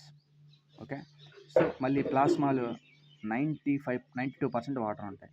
ఈ ప్లాస్మాలో 92% వాటర్ ఉంటాయి. సో మిగతా 8% ఏముంటాయి? ప్రోటీన్స్. ఈ సుత్తు మొత్తం ఉంటుంది. సింపుల్గా మనం చెప్పుకోవాలంటే బ్లడ్ మొత్తాన్ని మనం 100% అనుకున్నాం అనుకో, లిక్విడ్ పార్ట్ ఏమో 55% ఉంటుంది. అంటే ప్లాస్మా 55% ఉంటుంది. ఓకే, లిక్విడ్ పార్ట్ 55% ఉంటుంది, సాలిడ్ పార్ట్ ఏమో 45% ఉంటుంది. సో మళ్ళీ లిక్విడ్ పార్ట్ అంటే ఏమొచ్చింది? ప్లాస్మా. సో ప్లాస్మాలో వాటర్ కంటెంట్ 92% ఉంటుంది. అంటే ప్లాస్మా 100% అనుకుంటే ప్లాస్మాలో 92% వాటర్ ఉంటాయి. ఈ 8% ఏమో సాలిడ్స్. అంటే ఏంటి? సాల్ట్స్ ఉంటాయి, ప్రోటీన్స్ ఉంటాయి, హార్మోన్స్ ఉంటాయి. సో ఇప్పుడు సాలిడ్కి వచ్చేటప్పటికి 45% ఉన్నాయి కదా, దీంట్లో ఆర్బీసీ ఉంటుంది, డబ్ల్యూబీసీ ఉంటుంది, ప్లేట్లెట్స్ ఉంటుంది. సో ఇప్పుడు చూద్దాం, ఈ లిక్విడ్ పార్ట్ చూద్దాం. ఓకే, ఇప్పుడు ప్లాస్మా ప్లాస్మా గురించి చూద్దాం. ప్లాస్మా ఏ కలర్‌లో ఉంటది? ప్లాస్మా అనేది యెల్లో కలర్‌లో ఉంటది. ఇదేంటంటే దీన్ని ఫ్లూయిడ్ పార్ట్ ఆఫ్ బ్లడ్ అని కూడా అంటారు. Fluid part of blood. Fluid part of blood is called అనంగానే మనం ఏం చెప్పాలి? ప్లాస్మా. సపోజ్ దీని గురించి ఇంకా సింపుల్‌గా చెప్పాలంటే suppose we have recipe of sambar. మన సాంబార్ ఉంది ఇలా. సాంబార్‌లో ఏముంటాయి? క్యారెట్ ముక్కలుంటాయి. ములక్కాయ ముక్కలు ఇవన్నీ ఉంటాయి. సో, టొమాటో ముక్కలు 3 అనుకున్నాం. ఈ క్యారెట్ ఇది మొత్తం బ్లడ్ అనుకోవాలి ఇప్పుడు. ఇది మొత్తం మనం గనక బ్లడ్ అనుకుంటే. సో, ఈ క్యారెట్ ఏమో ఆర్‌బీసీ. సో, ఈ డ్రమ్ స్టిక్ ములక్కాయలేమో డబ్ల్యూబీసీ. ఈ టొమాటోస్ ఏమో ప్లేట్లెట్స్ అని గనక అనుకుంటే ఇవి మొత్తం రిమూవ్ చేసాం. అంటే ఇవేంటివి? సాలిడ్ పార్ట్ కదా! ఈ 3 సాలిడ్ పార్ట్స్. ఇంకా మిగిలిపోయిన పార్ట్ ఉంది కదా! దాన్ని మనం లిక్విడ్ అంటున్నాం. ఈ లిక్విడ్ పార్టే ప్లాస్మా. ఓకే. అలా గుర్తుపెట్టుకోవాలి. ప్లాస్మా. ఈ 3 రిమూవ్ చేయగా అంటే బ్లడ్‌లోంచి సాలిడ్ పార్ట్ మొత్తం తీసేయగా మిగిలేది ఫ్లూయిడ్. ఆ ఫ్లూయిడ్ పార్ట్ ఆఫ్ బ్లడ్‌ని ఏమంటున్నాం? ప్లాస్మా. ఈ ప్లాస్మా ఏ కలర్‌లో ఉంటది అంటే యెల్లో కలర్‌లో ఉంటది.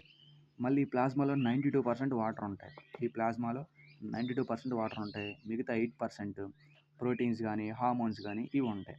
ప్రోటీన్స్ గానీ, హార్మోన్స్ గానీ ఉంటాయి. సో, మరి ఏమేమి ప్రోటీన్స్ ఉంటాయి? వాటి యొక్క యాక్షన్స్ ఏంటో చూద్దాం. ఇప్పుడు కొన్ని ప్రోటీన్స్ చూద్దాం. అంటే అవి చేసే ఫంక్షన్స్. అవి ఏం చేస్తాయి? Proteins functions. ఫస్ట్‌ది ఫిబ్రినోజన్. ఫిబ్రినోజన్ ఏం చేస్తది? అంటే యాంటీకోయాగ్యులెంట్స్. అంటే కోయాగ్యులేషన్ అంటే ఏంటిది? కోయాగ్యులేషన్ అంటే దెబ్బ తగిలితే మనకి పైన చెక్కు కడుతుంది కదా! సో, అలా కట్టడాన్నే మనం కోయాగ్యులేషన్ అంటాం. సో, ఇదేంటి ఫిబ్రినోజన్? కొన్ని సార్లు కోయాగ్యులేషన్ అవ్వకుండా ఆపిద్ది. కొన్ని సార్లు కోయాగ్యులేషన్ అవ్వకుండా ఆపిద్ది. దాని తర్వాత గ్లోబ్యులిన్. ఈ గ్లోబ్యులిన్ ఏం చేస్తాయంటే బాడీకి డిఫెన్స్ ప్రొవైడ్ చేస్తది. బాడీకి డిఫెన్స్ అంటే ఏంటి? బయట నుంచి ఎలాంటి ప్యాథోజన్స్ అంటే డిసీజ్ కాజింగ్ మైక్రో ఆర్గానిజమ్స్ బాడీలోకి ఎంటర్ అవ్వకుండా మ్యాక్సిమం ఇది సపోర్ట్ చేస్తది. ఏంటది? గ్లోబ్యులిన్. దాని తర్వాత ఆల్బమిన్. సో, ఈ ఆల్బమిన్ ఏం చేస్తదయ్యా అంటే ఆస్మాటిక్ బ్యాలెన్స్. ఆస్మోసిస్ అంటే ఏం చెప్పుకున్నాం? ఆస్మోసిస్ అంటే ఏంటయ్యా అంటే దీంట్లో ఉన్న వాటర్ అంటే బయట నుంచి దీంట్లో ఉన్న వాటర్ బయటికి రావడాన్ని ఎక్సో ఆస్మోసిస్ అంటాం. బయట ఉన్న వాటర్ లోపలికి వెళ్ళడాన్ని ఎండో ఆస్మోసిస్ అంటాం. అంటే సెల్లులో ఉన్న ఎక్సెస్ వాటర్ కనుక సెల్లులో ఉంటే దాన్ని బయటికి వెళ్ళిపోవడానికి ఏమంటాం? Exo osmosis. అదే సెల్లులో వాటర్ తక్కువ ఉన్నాయి. బయట ఉన్న వాటర్ కావాలి అంటే సెల్ పక్కన ఉన్న వాటర్ కావాలి. అది బయట ఉన్న వాటర్ లోపలికి వెళ్ళడాన్ని ఎండో ఆస్మోసిస్ అంటాం. సో, ఈ ఆల్బుమిన్ అనేది దేనికి ఉపయోగపడుద్ది అంటే ఈ ఆస్మోసిస్ ప్రాసెస్‌కి ఉపయోగపడుద్ది. సో, మనకు సపోజ్ మనం ఆడుకుంటే దెబ్బ గాని తగిలితే సో, కాసేపు బ్లడ్ లీక్ అవుతా ఉంటది. సపోజ్ దెబ్బ ఇలా కడిగి బ్లడ్ లీక్ అవుతా ఉన్నప్పుడు ఒకానొక టైంలో బ్లడ్ ఆగిపోద్ది. బ్లడ్ ఆగిపోయినప్పుడు ఏమైద్ది? బ్లడ్ ఆగిపోయినప్పుడు దాని మీద ఒక లేయర్ ఫామ్ అయిద్ది. ఒక లేయర్ ఫామ్ అయిద్ది. ఇక్కడ ఒక లేయర్ ఫామ్ అయినప్పుడు సపోజ్ ఒక బ్లాక్ లేయర్ ఫామ్ అయ్యిద్ది కదా! బ్లాక్ లేయర్ అరే చెక్కు కట్టింది అంటాం దెబ్బ తగిలినప్పుడు. సో, దాని కింద ఒక యెల్లో సెరమ్ ఉంటుంది. అంటే యెల్లో సబ్స్టెన్స్ గానీ లేదా కలర్‌లెస్ లిక్విడ్ ఒకటి ఉంటుంది. ఆ దెబ్బని ప్రెస్ చేస్తున్నప్పుడల్లా ఆ లిక్విడ్ బయటకు వస్తూ ఉంటది. ఒక వైట్ లిక్విడ్. దాన్ని మనం ఏమంటాం అంటే serum. When clotting proteins are removed from the blood. అంటే ఇలా క్లాట్ అవుతున్నాయి కదా! క్లాట్ అయిపోయి ఒక చిక్కు కడుతున్నాయి. ఆ ప్రోటీన్ మొత్తం ఒక చిక్కు కట్టి మనం నల్లగా ఫామ్ అవుతుంది కదా! దెబ్బ తగిలినప్పుడు అదొక క్లాటింగ్ ప్రోటీన్. అలా దెబ్బ తగిలినప్పుడు అలా ప్రోటీన్ ఫామ్ అయినప్పుడు దాన్ని మనం రిమూవ్ చేసేటప్పుడు ఒక క్లియర్ లిక్విడ్ బయటకు వస్తుంది. దాన్ని మనం సెరమ్ అంటున్నాం. సో, ఇది లిక్విడ్ పార్ట్ గురించి. ఇప్పుడు సాలిడ్ పార్ట్ ఆఫ్ బ్లడ్ చూద్దాం. సాలిడ్ పార్ట్ ఆఫ్ బ్లడ్‌లో ఏమేమి ఉన్నాయి మనకి? RBC, WBC, platelets. ఈ 3 గురించి మనం డిస్కస్ చేద్దాం. So, first RBC. First RBC ఎంత రేంజ్ ఉండాలి? బాడీలో ఎంత ఉండాలి? దీన్ని ఏమంటాం అంటే ఎరిథ్రోసైట్స్ అని కూడా అంటాం ఆర్‌బీసీని. సో, ఎరిథ్రోసైట్స్ బాడీలో కౌంట్ ఎంత ఉండాలి అంటే 4.5 మిలియన్ ఉండాలి. ఒక్క వాటర్ డ్రాప్‌లో. అంటే మనం పినిస్‌తో ఒక బొక్క పట్టుకొని ఇట్లా గట్టిగా పిండి ఒక వాటర్ డ్రాప్ ఇలా వేసామనుకో ఆ వాటర్ డ్రాప్‌లో 4.5-5.5 మిలియన్ ఆర్‌బీసీస్ ఉండాలి. మరి దీని యొక్క కలర్ ఏంటి? దీని యొక్క కలర్ ఏంటి అంటే రెడ్ కలర్. దీని యొక్క కలర్ ఏంటది? Red colour. ఎందుకు బ్లడ్ రెడ్ కలర్‌లో ఉన్నాయంటే బాడీలో ఉండే హిమోగ్లోబిన్ కంటెంట్. హిమోగ్లోబిన్ అనే ఒక పదార్థం వల్ల బాడీలో మనకి రెడ్ కలర్ అని బ్లడ్‌కి ప్రొడ్యూస్ అవుతుంది. బాడీలో మనకి హిమోగ్లోబిన్ అనేది ఒకటి ఉంటది. ఓకే. హిమోగ్లోబిన్ దేనికయ్యా దేని వైపు మొగ్గు బాగా చూపిస్తదయ్యా అంటే దేనికి బాగా అట్రాక్ట్ అవుతాయా అంటే ఆక్సిజన్‌కి. ఎందుకంటే బ్లడ్‌లో ఆక్సిజన్ క్యారీ చేసేది హిమోగ్లోబినే. మరి దీని యొక్క షేప్ ఎలా ఉంటది? అంటే బైకాన్కేవ్ అంటే ఇలా ఉంటది. ఆర్‌బీసీ యొక్క షేప్ లేదా ఇలా ఉంటది. ఇలా ఉండి మధ్యలో ఒక సొట్టలా ఉంటది. ఇక్కడ ఒక సొట్టలా ఉంటది. ఇట్లా పట్టుకోవడానికి సొట్టలా ఉంటుంది. ఆల్మోస్ట్ గుండి అనుకోవడమే. అలా ఉంటుంది. సో, మళ్ళీ దీని యొక్క లైఫ్ స్పాన్ ఎంత? అంటే వీటిలో కూడా లైఫ్ స్పాన్స్ ఉంటాయి అంటే ఉంటాయి. ఒక ఆర్‌బీసీ యొక్క సెల్ యొక్క లైఫ్ స్పాన్ ఎంత అంటే 120 డేస్. రఫ్‌గా చూసుకుంటే 4 నెలలు. మళ్ళీ తర్వాత ఈ చనిపోతే పరిస్థితి ఏంటి? కొత్తవి ప్రొడ్యూస్ అవుతూనే ఉంటాయి. ఆర్‌బీసీస్ ప్రొడ్యూస్ అవుతూనే ఉంటాయి. సో, మరి ఎక్కడ ప్రొడ్యూస్ అవుతాయి అంటే ఆర్‌బీసీ బోన్ మ్యారో అంటే బోన్‌కి మధ్యలో గుజ్జు ఉంటది కదా! లేదు బోన్ లోపల గుజ్జు ఉంటది కదా! అంటే సపోజ్ బోన్ లోపల కొరకంగాల్నే ఒక గుజ్జు బయటకొస్తది. సో, ఆ గుజ్జు లోపల ఈ ఆర్‌బీసీస్ అనేవి బర్త్ ప్లేస్ ఆఫ్ ఆర్‌బీసీ ఏంటిది? Bone marrow. So, okay. ఈ 120 డేస్ అయిపోయిన తర్వాత అవి చనిపోతాయి. సో, మరి దీని యొక్క ఫంక్షన్స్ ఏంటి? సో, దీని యొక్క ఫంక్షన్స్ ఏంటంటే బ్లడ్ లోపల ఉంటాయి కదా! బ్లడ్ లోపల ఆక్సిజన్‌ని బాడీ మొత్తం క్యారీ చేస్తాయి. అంటే ఆర్‌బీసీస్ ఏం చేస్తాయి? ఆక్సిజన్ మొత్తాన్ని బాడీ లోపలికి క్యారీ చేస్తాయి త్రూఅవుట్ ద బాడీ. ఒకవేళ ఈ ఆర్‌బీసీ అనేవి పెద్దవుతా కొద్దీ అంటే డేస్ గడుస్తున్న కొద్దీ అందులో ఉన్న న్యూక్లియస్ తగ్గిపోద్ది లేదా అసలు ఉండదు. ఆర్‌బీసీ పెద్దవుతున్న కొద్దీ అందులో ఉన్న న్యూక్లియస్ తగ్గిపోతూ ఉంటుంది లేదా ఉండదు. సో, ఈ ఆర్‌బీసీస్ అనేవి 120 డేస్ ఉంటాయి. ఆ తర్వాత చనిపోతాయి కదా! సో, చనిపోయి ఎక్కడికెళ్తాయి అంటే స్ప్లీన్ అనే ప్లేస్‌కెళ్తాయి. స్ప్లీన్ ఎక్కడుంటది అంటే లివర్ దగ్గర ఉంటది. సో, కాబట్టి ఆ స్ప్లీన్‌ని ఏమంటాము అంటే grave yard of RBC. Grave yard అంటే శ్మశాన వాటిక. గ్రేవ్ యార్డ్ ఆఫ్ ఆర్‌బీసీ ఏంటి అంటే స్ప్లీన్. ఇది రెడ్ బ్లడ్ సెల్ గురించి. ఇప్పుడు వైట్ బ్లడ్ సెల్ గురించి చూద్దాం. ఇప్పుడేంటిది WBC white blood cells. RBC అంటే red blood cells. WBC white blood cells. దీన్ని ఏమంటాం అంటే ల్యూకోసైట్స్ అంటాం. ల్యూకోసైట్స్. ఒకవేళ ఈ డబ్ల్యూబీసీ కనుక ఎక్కువైందనుకో మనకి లుకేమియా అని ఒక వ్యాధి వస్తది. లుకేమియా అంటే డాక్టర్ భాషలో ల్యూకేమియా, మన భాషలో బ్లడ్ క్యాన్సర్. సో, ఇలాంటివి వస్తాయి. సో, మరి దీని కౌంట్ ఎంత ఉండాలి అంటే సేమ్ ఒక బ్లడ్ డ్రాప్‌లో ఎంత ఉండాలి అంటే 5,000 నుంచి 8,000 ఉండాలి. ఈ కౌంట్ కూడా ఇంపార్టెంటే. 5,000 నుంచి 8,000. 5,000 కన్నా తక్కువ ఉన్నాయనుకో వ్యాధి వచ్చిద్ది. 8,000 కంటే ఎక్కువ ఉన్నాయనుకో ఈ బ్లడ్ క్యాన్సర్ వస్తది. ఎక్కువ ఉన్న ప్రాబ్లమే, తక్కువ ఉన్న ప్రాబ్లమే. కౌంట్ ఎంత ఉండాలో అంత ఉండాలి. సో, ఇప్పుడు మరి దీని యొక్క ఫంక్షన్ ఏంటిది? దీని యొక్క ఫంక్షన్స్ ఏంటయ్యా అంటే ప్రొటెక్షన్ మెయిన్. దీని యొక్క ఫంక్షన్స్ ఏంటయ్యా అంటే ప్రొటెక్షన్. బాడీలో ప్రొటెక్షన్‌కి పెట్టింది పేరు ఈ డబ్ల్యూబీసీ. సో, మరి ఎక్కడ ఫామ్ అవుతాయి అంటే సేమ్ స్ప్లీన్‌లో ఫామ్ అవుతాయి. స్ప్లీన్‌లో ఫామ్ అవుతాయి. మరి దీని యొక్క డేస్ ఎన్ని డేస్ బతుకుతాయి అంటే 13 నుంచి 20 రోజుల్లోపు బతుకుతా ఉంటాయి. 13 నుంచి 20 రోజులు. సో, ఉన్న తక్కువ టైంలోనైనా బాడీకి ప్రొటెక్షన్ ఇస్తాయి. మరి దీనిలో కొన్ని టైప్స్ ఉన్నాయి. అవి ఇంపార్టెంట్. దీనిలో టైప్స్ ఉన్నాయి. ఏంటిదయ్యా అంటే monocytes, lymphocytes, neutrophils,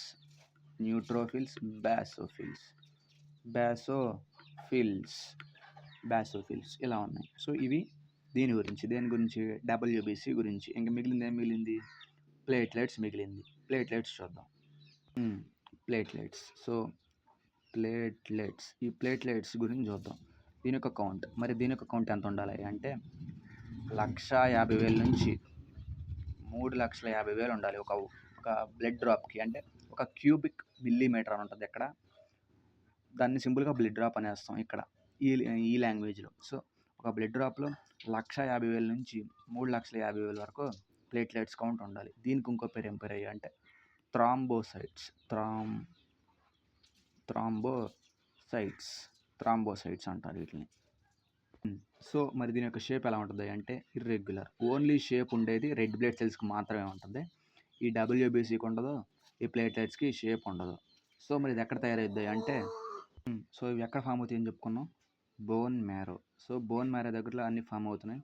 so WBC కూడా ఈ బుక్లో అలా ఇచ్చాడు, అంటే వర్మలో అలా ఇచ్చాడు, maybe I don't know exactly. ఏం చదువుకుంటే అయితే స్ప్లీన్లో డబ్ల్యూబీసీ ఫామ్ అవుతుంది, అంతే, స్ప్లీన్లో డబ్ల్యూబీసీ ఫామ్ అవుతాయి. సో ఇది ప్లేట్లెట్స్ బోన్ మ్యారోలో ఓకే. సో ఇలా తయారవుతాయి. దీని తర్వాత మరి దీని యొక్క లైఫ్ టైం ఎంత అంటే 7 to 10 days. 7 నుంచి 10 days అయిపోగానే మళ్ళీ రీజనరేట్ అవుతాయి. ఏవి ప్లేట్లెట్స్ అనేవి మళ్ళీ రీజనరేట్ అవుతాయి. ఓకే. సో మరి దీని యొక్క మెయిన్ ఫంక్షన్ ఏంటి? సో దీని యొక్క మెయిన్ ఫంక్షన్ ఏంటి అంటే కాగ్యులేషన్ అంటే బాడీ సపోజ్ మనకు కనుక దెబ్బ తగిలితే ఒక చిన్న వూండ్ అయింది మనకి. వూండ్ అంటే ఏంటి? గాయం. వూండ్ అయినప్పుడు బ్లడ్ లీక్ అవుతూ ఉంటుంది. కొన్ని ఒక 5 minutesకో ఒక 2 minutesకో ఇక్కడ బ్లడ్ ఆగిపోద్ది. ఎందుకు ఆగిపోద్ది అంటే డ్యూ టు కాగ్యులేషన్. ఈ కాగ్యులేషన్ ఏం జరుపుతున్నాయి? ప్లేట్లెట్స్. ఈ ప్లేట్లెట్స్ అనేవి ఈ కాగ్యులేషన్ జరుపుతాయి. ఈ కాగ్యులేషన్ వల్ల యూజ్ ఏంటి? బ్లడ్ క్లాట్ అవుతుంది. బ్లీడింగ్ ఆపేసి బ్లడ్ క్లాట్ చేస్తున్నాయి. ఏంటివి? ఈ ప్లేట్లెట్స్. ఒకవేళ ప్లేట్లెట్స్ కౌంట్ తక్కువ ఉంటే ఏమైంది అంటే థ్రాంబోపీనియా అనే ఒక వ్యాధి వస్తుంది. థ్రాంబోసైటోపీనియా తెలుగులో చెప్పుకుందాం అంటే ప్లేట్లెట్స్ తక్కువ ఉండటం. ప్లేట్లెట్స్ ఏ వ్యాధి వస్తే తగ్గుతాయి? డెంగ్యూ. అందుకే డెంగ్యూ వచ్చినప్పుడు రక్త కణాలు తగ్గిపోయినాయిరా అయ్యో అంటారు. ఈ ప్లేట్లెట్స్ తగ్గిపోవడం వల్ల మనిషి చనిపోతాడు అక్కడ. ఓకే. ప్లేట్లెట్స్ ఉన్న తర్వాత మనిషి చనిపోతాడు. ఎక్కువ ఉన్న ప్రాబ్లమే, తక్కువ ఉన్న ప్రాబ్లమే. ఏంటివి? ఏదైనా బాడీలో బ్లడ్లో ఉన్న ఇవి ప్లేట్లెట్స్ అనేవి తక్కువ ఉంటే డెంగ్యూ వచ్చేస్తుంది. డెంగ్యూ వచ్చినప్పుడు వేటి యొక్క బ్లడ్ సెల్స్ కౌంట్ తగ్గుతాయి అని అడుగుతాడు. ఏం చెప్పాలి మనం అప్పుడు? ప్లేట్లెట్స్. ఈ ప్లేట్లెట్స్ తగ్గడాన్ని ఏమంటాం? థ్రాంబోసైటోపీనియా అంటాం. థ్రాంబోసైటోపీనియా అంటాం. సో ఇది ఒకవేళ తక్కువ ఉంటే, ఒకవేళ ఎక్కువ ఉంటే ఏంటిది మరి? థ్రాంబోసైటోసిస్. ఈ ప్లేట్లెట్స్ కౌంట్ ఒకవేళ ఎక్కువ ఉన్నాయి, సో ఈ ప్లేట్లెట్ కౌంట్స్ కనుక ఎక్కువ ఉంటే దీన్ని ఏమంటాం అంటే థ్రాంబోసైటోసిస్ అంటాం. థ్రాంబోసైటోసిస్ అంటే ఏంటంటే ప్లేట్లెట్స్ ఉన్న కౌంట్ కంటే ఎక్కువ ఉండటం. కావాల్సిన దానికంటే కౌంట్ ఎక్కువ ఉంటే దాన్ని మనం థ్రాంబోసైటోసిస్ అంటాం. సో అది వీటి గురించి, బ్లడ్ గురించి అయిపోయింది. ఇప్పుడు లింఫ్ గురించి చూద్దాం. ఓకే. ఇప్పుడు లింఫ్. సో ఈ లింఫ్ అంటే ఏంటి అంటే ఇది ఆల్మోస్ట్ బ్లడ్ లానే ఉంటుంది, కానీ బ్లడ్ కాదు. ఇది ఒక కలర్లెస్ ఫ్లూయిడ్. ఇది ఒక కలర్లెస్ ఫ్లూయిడ్. కానీ మనకు ఎలా కనిపించింది అంటే ఎల్లో కలర్లో కనిపిస్తుంది. అంటే స్లైట్గా ఎల్లో కలర్ ఉంటుంది, కానీ ఫుల్ ఎల్లో కాదు, లైట్ ఎల్లో కలర్ ఉంటుంది. అది లింఫ్. సో దీంట్లో ఏం ఉండవు, ఇది ఆర్బీసీ ఉండదు, ప్రోటీన్ ఉండదు. ఇందాక చెప్పుకున్నాం కదా సాలిడ్ వేస్ట్ అని. అంటే సాలిడ్ ఉంది ఏంటిది? సాల్ట్స్ ఉంటాయి. దీంట్లో ఉండేవి ఇవే సాల్ట్స్ ఉంటాయి, గ్లూకోజ్ ఉంటుంది, వాటర్ ఉంటుంది. లింఫ్లో సాల్ట్స్ ఉంటుంది, గ్లూకోజ్ ఉంటుంది, వాటర్ ఉంటుంది.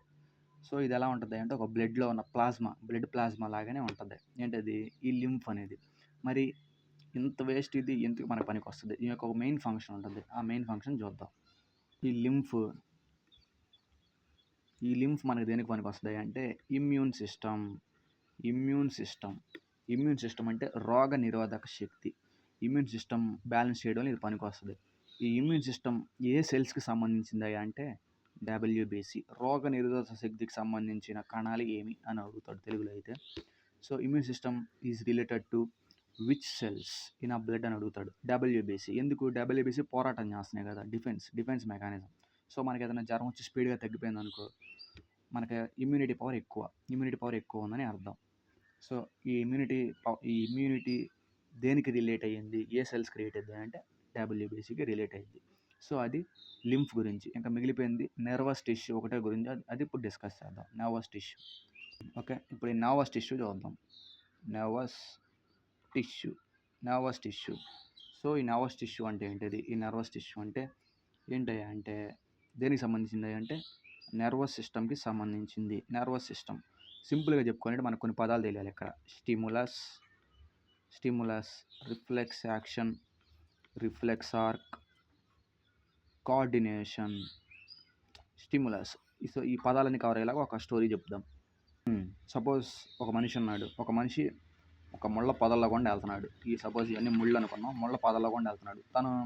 తనకి చెప్పులు లేవు. సో తను ఆచితూచి అడిగేస్తున్నాడు. ఆచితూచి అలా ఇక్కడ వేస్తున్నాడు. సో తనకి కాన్షియస్నెస్ అంటే విచక్షణ కోల్పోయి అంటే ఏదో ఆలోచిస్తా ఒక ముళ్ళ మీద వేసాడు కాలు. సపోజ్ దాన్ని ఇంకా జూమ్ చేసి బొమ్మకేద్దాం. సో ఇది తన కాలు అనుకుంటే వెనక ఇక్కడ ముళ్ళు దిగింది. ఓకే, ఇప్పుడు ఈ ముళ్ళు దిగింది కదా, ఈ ముళ్ళు దిగిన స్పర్శని మనం స్టిములస్ అంటాం. ఫస్ట్ బాడీకి ఇదేదో దిగిందని అర్థమైంది. సో ఇదేమైంది, ఒక నర్వ్ సెల్స్ ద్వారా బ్రెయిన్కి రీచ్ అయ్యిద్ది. సో బ్రెయిన్కి రీచ్ అయినప్పుడు మనం ఏం చేస్తాం, మళ్ళీ బ్రెయిన్ ఏం చెప్పుద్ది మనకేం అంటే గబక్కని చేత్తో తీసేయరా అని మనకు చెప్పుద్ది. చేత్తో తీసేయరా అని ముళ్ళు మనకు చెప్పుద్ది కదా. సో ఇది స్టోరీ. సో ఇక్కడున్న మనకు తెలియాల్సిన పదాలు. స్టిములస్ అంటే ఏంటంటే ఎప్పుడైతే మనకు గుచ్చుకుందో బ్రెయిన్ మనకు సిగ్నల్ ఇస్తుంది, అరే ఈ ముళ్ళు గుచ్చుకుందిరా అని. సో ఆ ఇచ్చే సిగ్నల్స్ని మనం స్టిములస్ అంటాం. సో మనం సిగ్నల్స్ రిసీవ్ చేసుకుంటున్నాం కదా బ్రెయిన్ నుంచి. ఏ సిగ్నల్స్ అయితే మనం రిసీవ్ చేసుకుంటామో, లేదా ఈ ప్లేస్ నుంచి మనం సిగ్నల్ రిసీవ్ చేసుకున్నాం ఏంటి, మనకు ముళ్ళు గుచ్చుకుందని, దాన్ని మనం స్టిములస్ అంటాం. Receiving the signals is nothing but A stimulus. So ముళ్ళు గుచ్చుకుంది, ఎక్కడ గుచ్చుకుంది, కాల్లో. మరి మనకు ఎలా తెలిసింది, ఇక్కడ నుంచుని ఈ నర్వ్స్ అనేవి సిగ్నల్ ట్రాన్స్మిషన్ చేస్తున్నాయి. ఎక్కడికి, లోయర్ బాడీ నుంచి బ్రెయిన్కి, అంటే కాలు నుంచి బ్రెయిన్కి నర్వస్ సిస్టమ్ ఉండటం వల్ల ఇక్కడ నుంచి సిగ్నల్ అక్కడ పాస్ అయింది. అంటే ట్రాన్స్మిటింగ్ ఆఫ్ సిగ్నల్స్. ఇక్కడికి సిగ్నల్ పాస్ అయింది, ఇక్కడ బాగానే ఉంది. దాని తర్వాత కోఆర్డినేట్ రెస్పాన్సెస్. కాలుకు ముళ్ళు గుచ్చుకుంది, మనకు బ్రెయిన్ తెలిసింది. మనం దేంతో తెస్తున్నాం, ఇప్పుడు హ్యాండ్తో ముళ్ళు తీయాలి. కాబట్టి బ్రెయిన్ ఏం చేస్తుంది అంటే, అరే కాలుకు ముళ్ళు గుచ్చుకుందరా, వాడు ఈ లెగ్ మాత్రం ఏం చేయదు. కాబట్టి హ్యాండ్ను ఉపయోగించు ముళ్ళు తీయడానికి. దానివల్ల మనకేమొస్తుంది అంటే coordination, hand and leg coordination వస్తుంది. అది ఎవరు చెప్తున్నారు, బ్రెయిన్కి ఎలా వెళ్తుంది, నర్వ్స్ ద్వారా వెళ్తుంది. సో ఈ నర్వస్ టిష్యూ అనేది అంత ఇంపార్టెంట్ మనకి. సో ఇందులో కవర్ అయిన పదాలు చూసాం మనం. స్టిములస్ అంటే ఏంటిది, మనం రిసీవ్ చేసుకునే సిగ్నలే స్టిములస్. మరి ట్రాన్స్మిటింగ్ అంటే ఏంటిది, ఇన్ఫర్మేషన్ ఒక చోట నుంచి ఇంకో చోటికి పాస్ అవ్వడం. ఎలా ఫామ్ అవుతుంది, సిగ్నల్ రూపంలో ఫామ్ అవుతుంది కదా. సో ముళ్ళు గుచ్చుకోవడం బాగానే ఉంది. మరి ముళ్ళు గుచ్చుకున్న ముళ్ళు తీసేయాలంటే మనం కాల్ దాన్ని రిమూవ్ చేయలేం. కాబట్టి మనకు చెయ్యి సహాయం కావాలి. కాబట్టి ఈ రెండింటి మధ్య కోఆర్డినేషన్ జరగాలి. ఇవన్నీ జరగాలంటే నర్వస్ టిష్యూ మనకి సరిగ్గా పనిచేయాలి. ఓకే, మరి ఈ నర్వస్ టిష్యూ బాగానే ఉంది. సో ఈ నర్వస్ టిష్యూ ఎక్కడెక్కడ ఉంటుంది అంటే 3 చోట్ల ఇప్పుడు చెప్పుకున్నాం. Brain, spinal card, nerves. Brain, spinal card, nerves. వీటి మధ్యలో ఉంటుంది. వీటి దగ్గర ఉంటుంది. మధ్యలో కాదు, వీటి దగ్గర ఉంటుంది. సో ఇప్పుడు నర్వ్స్ల గురించి మనం డిస్కస్ చేసుకుంటే ఇలా ఇన్ దిస్ చాప్టర్. సో నర్వ్స్లో ఎలా ఉంటుంది అంటే, సపోజ్ ఇది ఒక న్యూక్లియస్ తర్వాత ఇలా ఉంటుంది.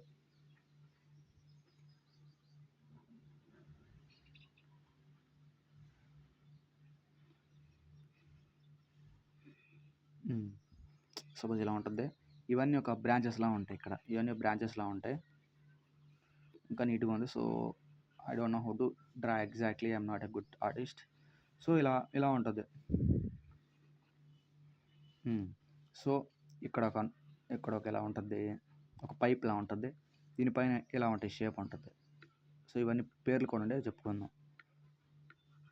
ఎండ్ ఎలా ఉంటుంది అంటే ఇలా ఉంటుంది ఎండ్. సో ఇప్పుడు ఈ చివరి పార్ట్స్ ఉన్నాయి కదా, ఈ చివరి పార్ట్స్ అన్ని ఇంటర్లింక్డ్‌గా ఉంటాయి. అంటే ఈ సెల్ ఇంకో సెల్‌తో ఇట్లా కనెక్ట్ అయ్యి ఉంటుంది. మనం ఏదన్నా సపోజ్ ఇందాక ముల్లు గుచ్చుకుంది కదా! ఫస్ట్ దీనికి తెలిసిద్ది. అంటే బయట నుంచి బాడీ లోపలికొచ్చే సిగ్నల్ ఏది తీసుకుంటది అంటే ఈ పార్ట్ తీసుకుంటది. ఈ పార్ట్ ఏంటిది? దీన్ని మనం డెండ్రైట్ అంటాం. డెండ్రైట్స్ అంటాం. ఏంటిది? ఫస్ట్ స్టిమ్యులస్ అంటే రిసీవింగ్ ద స్టిమ్యులస్. మనకు బయట నుంచి వచ్చే ఇన్ఫర్మేషన్ మనం స్టిమ్యులస్ అంటాం. ఎందుకు? అది మనం రిసీవ్ చేసుకుంటున్నాం కాబట్టి. కాబట్టి ఫస్ట్ స్టిమ్యులస్ దేనికి సెన్స్ అయిద్ది అంటే డెండ్రైట్స్‌కి సెన్స్ అయిద్ది. డెండ్రైట్స్ నుంచి ఎటు రావాలి ఇప్పుడు? బాడీ లోపలికి రావాలి. అంటే ఇది మొత్తం సెల్. సో, ఇప్పుడు బాడీ లోపలికి రావాలి. ఈ బాడీ పార్ట్ ఇది మొత్తం ఉంది కదా! దీన్ని బాడీ అంటాం. ఈ బాడీని మనం సోమా అంటాం. ఈ బాడీని మనం సోమా అంటాం. ఓకే. సో, ఈ సోమా ఏం చేస్తది? ఈ బాడీలో ఉన్న అన్ని పార్ట్స్‌ని కంట్రోల్ చేస్తది. అంటే ఏంటిది? డెండ్రైట్స్‌ని కంట్రోల్ చేస్తది. ఇదిగో ఈ పార్ట్‌ని కంట్రోల్ చేస్తది. ఇది మొత్తాన్ని కంట్రోల్ చేస్తా ఉంటది. సో, ఈ డెండ్రైట్స్ అనేవి బ్రాంచ్డ్‌గా ఉంటాయి. అంటే కొమ్మల్లా ఉంటాయి ఇలా కొమ్మల్లా ఉండి ఇన్ఫర్మేషన్‌ని లేదా స్టిమ్యులైని రిసీవ్ చేసుకోవడానికి ఇది మనకు బాగా ఉపయోగపడిద్ది. ఇలా ఇన్ఫర్మేషన్ మనం ఏమంటామంటే ఇంపల్స్ అంటాం. అంటే ఇంపల్స్ అంటే ఒక ఇన్ఫర్మేషన్. ఇంపల్స్ అనేవి ట్రాన్స్‌ఫార్మ్ చేసుకోవడానికి ఉపయోగపడుతుంది. బాడీ మొత్తంలో ఈ నెర్వ్ సెల్స్ ఉంటాయి కదా! వాటి యొక్క మెయిన్ ఫంక్షన్ ఏంటంటే transmitting of information throughout the body. వాటిని మనం డెండ్రైట్స్ అంటాం. డెండ్రైట్స్ యొక్క మెయిన్ ఫంక్షన్ అదే. ఇన్ఫర్మేషన్ రిసీవ్ చేసుకొని బాడీ పార్ట్స్‌కి పంపించడం. ఇప్పుడు బాగానే ఉంది. మరి ఈ పార్ట్‌ని ఏమంటాం? ఈ లాంగెస్ట్ పార్ట్ ఉంది కదా! ఈ లాంగెస్ట్ పార్ట్‌ని మనం యాక్సాన్ అంటాం. ఈ లాంగెస్ట్ పార్ట్‌ని మనం యాక్సాన్ అంటాం. ఈ యాక్సాన్ ఏం చేస్తది అంటే ఇన్ఫర్మేషన్‌ని సెల్ బాడీ నుంచి బాడీ పార్ట్స్‌కి ఇవ్వడానికి తీసుకెళ్తది. It carries information away from the cell body towards other body parts. So, ఇప్పుడు ఈ యాక్సాన్ ఉంది కదా! దీన్ని ఒక లేయర్ కవర్ చేస్తది. దాన్ని ఏమంటామంటే సో, ఇప్పుడు దీని ఒక లేయర్ కవర్ చేస్తుంది. సపోజ్ ఈ యాక్సాన్ ఒక లేయర్ కవర్ చేస్తుంది కదా! దాన్ని ఏమంటామంటే మైలిన్ షెత్. దాని ప్రాపర్టీ కూడా సేమే. అంటే దాని ఫంక్షన్ కూడా సేమే. కాకపోతే ఏం చేస్తాయంటే స్పీడప్ చేస్తది. దేన్ని? సిగ్నల్ ట్రాన్స్మిషన్ని స్పీడప్ చేస్తది. అంటే అంటే ఇక్కడ ఇంపల్స్ వచ్చింది కదా! ఇన్ఫర్మేషన్ ఇక్కడికి వచ్చింది కదా సెల్ లోపలికి. దీన్ని స్పీడప్ చేస్తది. సో, మరి వీటిల్ని ఏమంటారయ్యా అంటే ఇది 3 పార్ట్‌లు ఉన్నాయి కదా! వీటిల్ని ఏమంటారయ్యా అంటే నోడ్స్ ఆఫ్